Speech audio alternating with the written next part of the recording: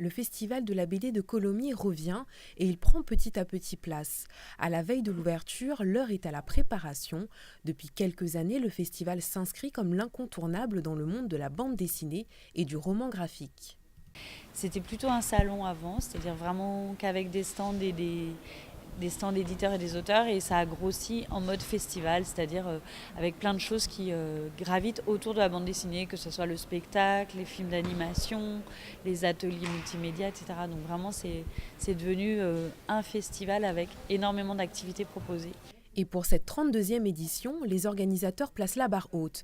Une centaine d'auteurs, près de 60 maisons d'édition et 4 pépites pour un focus sur des œuvres inédites, comme celle de Nina Bunjevac, portée par une jeune maison d'édition. Avec ces quelques planches, c'est vraiment l'évolution de ce travail, et les petits cartels, en fait, c'est un peu notre histoire en commun. Comment Ici même a grandi, en même temps que Nina Bunjevac a grandi, et comment un auteur et un éditeur peuvent progresser et grandir en s'accompagnant l'un l'autre.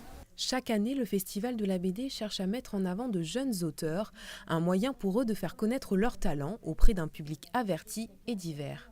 Qui est un livre inspiré en fait de la vie de mon frère qui est Asperger, qui est autiste, et j'ai voulu en fait décrire en témoignage sans pathos ce qu'on a vécu nous, ce qu'il vit lui actuellement.